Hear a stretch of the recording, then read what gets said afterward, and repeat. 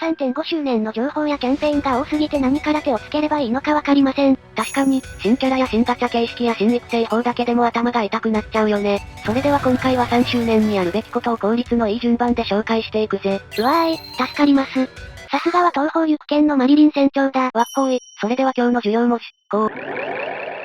まずはじめにやるべきことは強キャラゲットだ。ほう、育成とか新イベントとかを進めるんじゃないんだ。ああ、先に確保してしまえばレベル上げもできるからな。なるほどね。今回新たな区分で登場したジェニックお祈りなんだが、こちらは、一人2組のキャラが実装されるようだぜ。多分、今まで登場した旧作キャラと誰かが組む形になりますよ。後ろのキャラは守護者としてバトルでは旧作キャラたちが戦ってくれて、ホーム画面では本体の連子たちと喋れることができるようだ。そんなジェニックキャラはレリックキャラクターと同じくらいなので交換 P350 と、エピックよりもコスパもいい。しかも新たな要素、共鳴と3周年から追加された新要素強さランク2も持っている。いやエピックの立場が危うすぎやろ。正直、このままだと完全にこのガチャ一択になってくるから何かしらのテコを使うかもな。やはりどちらも 3.5 周年という節目を飾るのにふさわしく、東方ロストワード初のジェニック限定キャラにして共鳴効果持ち、チーム火力も実現できるサポート性能、その他火力やブレイクといった基礎性能の部分も一級品で、間違いなくゲーム最強格のキャラクターだ。おそらくこれからは大共鳴時代に入るので、リセマラや課金を使ってでもしっかりこの子たちを確保しよう。ありったけの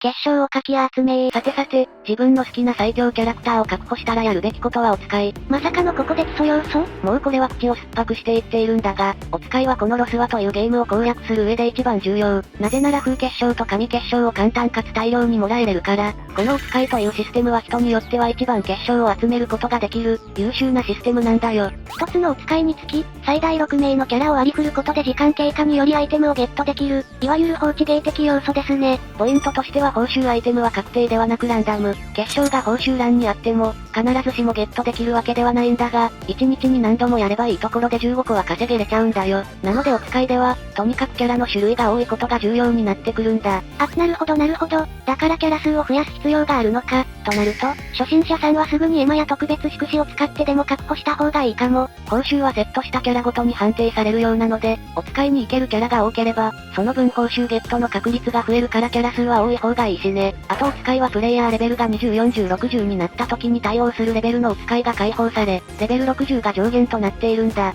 つまり初心者さんはプレイヤーレベルは60にしておくと良さそうです。もちろんレベルが高いほど、優秀な報酬をもらえるのでレベル上げをやっておこう。ただし、アカウント初期化して最初っからやったんだが風結晶と神結晶に関してはやはりレベル関係なしに上限も確率も同じだったんだ。なので初心者さんもレベルが低いからといって、諦めずにお使いさせようぜ。特に重要な臨時お使いに関しては、なんと結晶が3つもらえることもできるんだ。これを活かして1日に15個集めるだけでも約3日で10連が引けるんだよ。地道に集めた結果私は3000個まで貯めたぜ。ジルの証券といういい投資先がありまして、結晶が集まればまた新しい仲間を確保できて、またお使いやイベント集会がたくさんできるようになり、強化していく。そしてまた風結晶が溜まっていくという究極の循環を作れるんだ。なるほどすぎてやばい。さらに期間中、お使いによって手に入る報酬が2倍になるキャンペーンが 3.5 周年で実施。これは結晶も効果があるので、もしも臨時お使いの3つが取れれば6個になるというあまりにも上手すぎるキャンペーンなんだ。なので最重要ポイントとして先に紹介したぜ。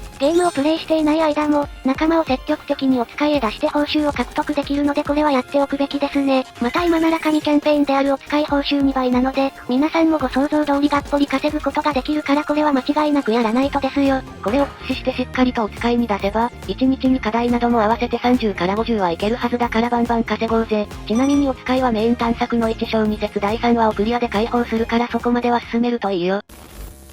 そして次にやるべきことはフレンドを作ろう。今回の 3.5 周年からついに実装されたフレンド機能。フレンドになることで、フレンドの助っ人をチームに編成して探索に挑戦できるんだ。この機能を使えば今までクリアできなかった探索をクリアできるようになりますし、初心者さんは特に重宝しますよ。またフレンドポイントを多く獲得できるようになるんだ。これは交換所で使えて、なんと人片白や天片白といった限界突破素材も交換が可能。ここが重要なんだが、フレンドになった人のキャラを貸し借りするとなんと10倍のフレンドポイントが獲得するんだ。ポイントをたくさん貯めればゲームを有利に進めることができるようになるので、これは間違いなく優先的にやっておいた方がいいですよ。ちなみに後で判明した助っ人機能の注意点も紹介しておこう。助っ人のみでは出発できない。助っ人を編成した場合、助っ人分のレイピーが消費。また、助っ人を含むチームは P コストカットはできない。助っ人を編成している場合、再戦やリプレイオートなどは利用できない。助っ人は、自分が編成している仲間と同一の仲間の編成が可能。助っ人に設定している仲間の着替えは、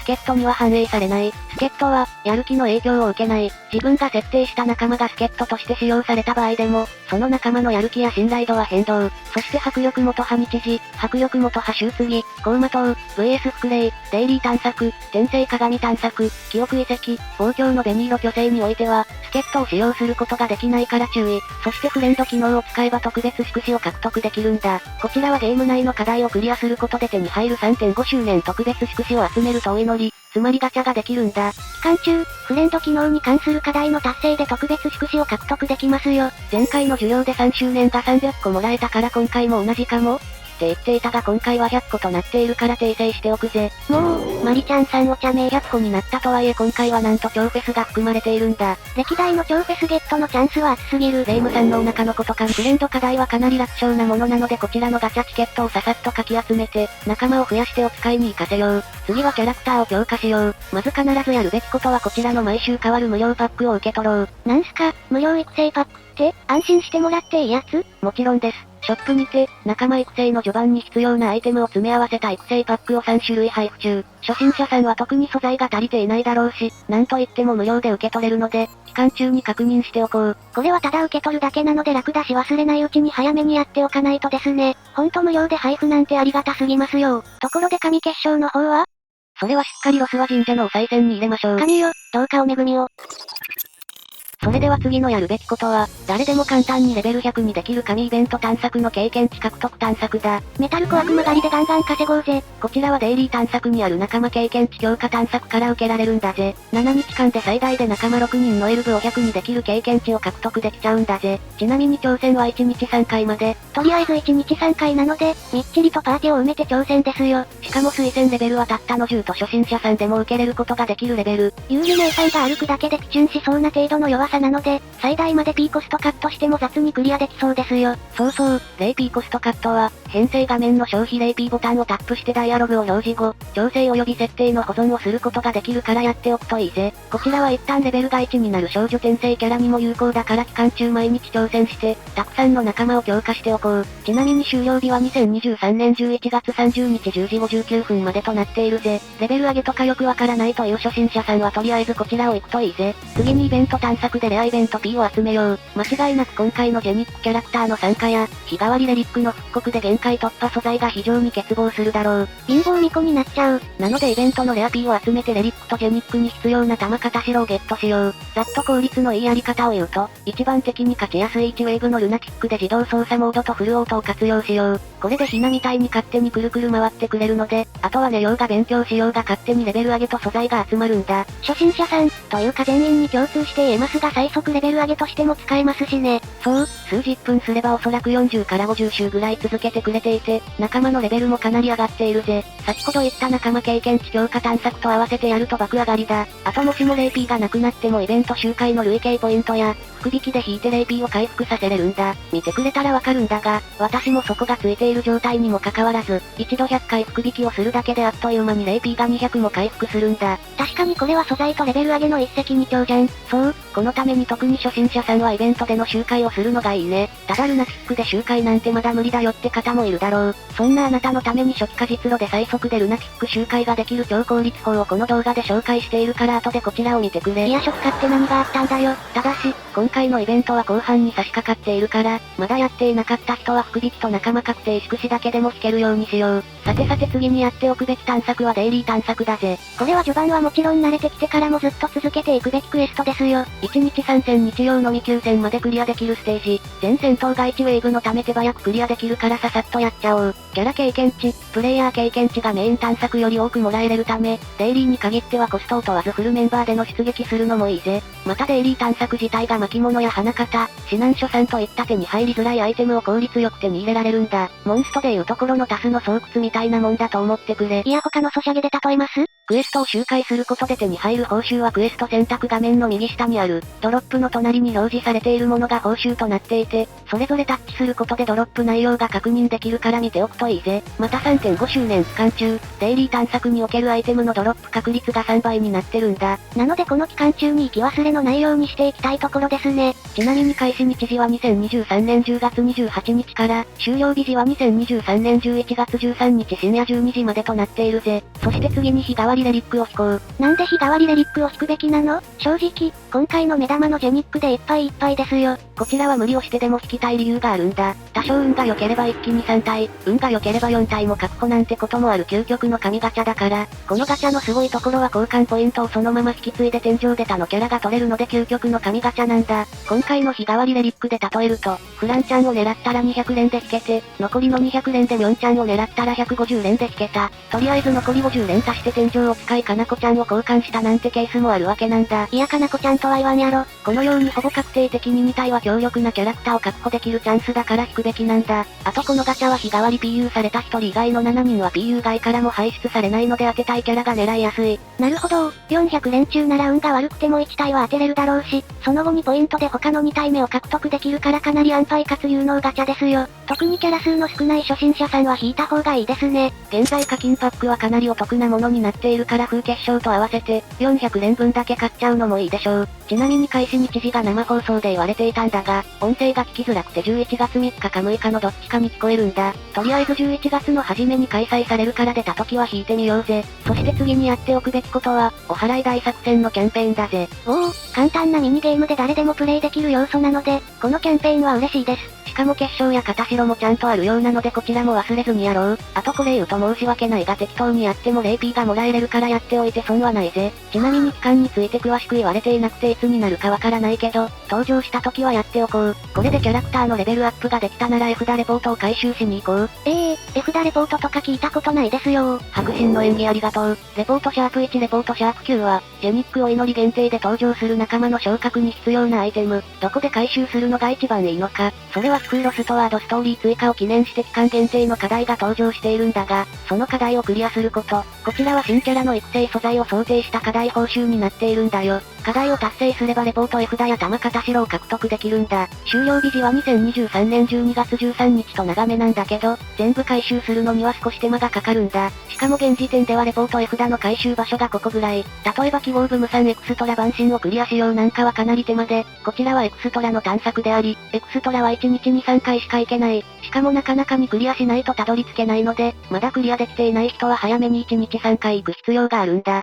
なるほど、探索に行ける回数が決まっているから早めにやっておいた方がいいのか。そう、なのでこちらも間にやっておいた方がいいだろう。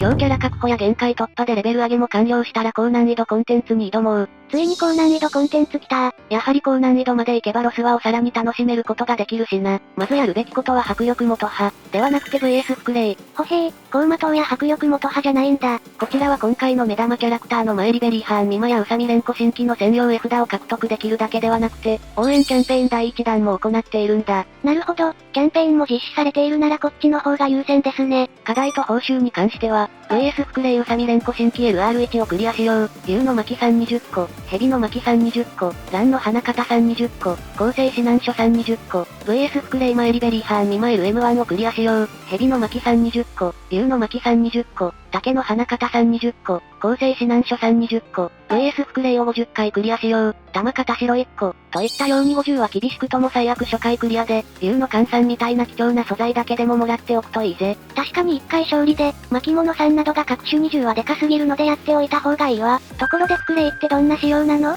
最初にプレイヤーが相手のレベルを選択し、それを倒すことで各レベルごとに初クリア報酬、ドロップ報酬などを獲得できるんだぜ。相手の最低レベルは60、上のレベルを選択するにはまず下のレベルを倒さなくてはならない、高魔党に似たシステムとなるんだ。ここで絵札も回収したいし、確かにこちらは優先してやっておきたいですよ。ちなみに専用絵札は、60、120のどのレベル帯でもドロップするぜ。なので先ほど紹介した仲間経験値探索やイベント周回で上げればレベル100も作れるから初心者さんでもある程度やれば絵札周回もいけるはずだ。ただし開始日時、2023年10月27日メンテナンス後で、終了日時は2023年11月6日の昼2時頃まで、とかなり短めなので全然飛ばしてくれてもいいぜ。だいたい10日間ですけどやってみます。そして次にやることは絵札周回だ。仲間を強くする上で重要な装備品である絵札。これを確保、強化するために周回しよう。今ならドロップ率がなんと3倍ですからね。何を取りに行けばいいの？それは高魔の魔女という絵札だ。こちらは霊力上昇の最強絵札なんだぜ。後発の絵札周回は無論のこと、高魔刀や迫力元葉など高難易度ステージを回るために何枚でも欲しい絵札なんだ。この絵札ってかなり古い昔の絵札じゃないですか。そんなの今更じゃないの？しかし今もなおこちらは霊力チャージ絵札としては頂点に立つ補正倍率を持っていて、すべてのプレイヤーがあれば絶対使いたいと思わせる圧倒的な汎用性を誇り、さらに当時と比べても運用の幅も大きく広がっているんだ。ほへー、元祖最強の絵札なんだ。しかもドロップするステージの難易度も絵札周回ステージの中では最も低い部類で、ドロップ絵札の入門編にして何十枚あっても絶対に困らない絵札という、初心者さんは特におすすめの狩り場だし、ヘビーユーザーもまだ通っている人は多い場所なんだ。よっしゃー、絵札回収しに行きますよ。どこで手に入れればいいの？メイン探索2章高魔投稿編の最終戦異世界巫女、帰還するだぜ。ここをリプレイモードプラスオートプレイモードを合わせた周回でがっつり回ろう。最悪、フレンドから強力なキャラクターを借りて速攻で終わらせるのもいい作戦だぜ。やっぱりフレンド機能めちゃくちゃ役立ちますね。今までのことをこなしてきた諸君ならボスにも簡単に倒せると思うから大丈夫だ。今回の授業を活かしてこの期間中に早速最強アカウントを作っちゃいますよ。さて今回の授業はここまで。私と同じようにジェニックを祈りで爆死させられた方はその怒りを高評価にぶつけちゃってください。また最速で最強アカウントを作る方法や裏技ありの超効率リセマラ法も紹介しているから合わせてみるといいぜ。それではここまでご視聴ありがとうございました。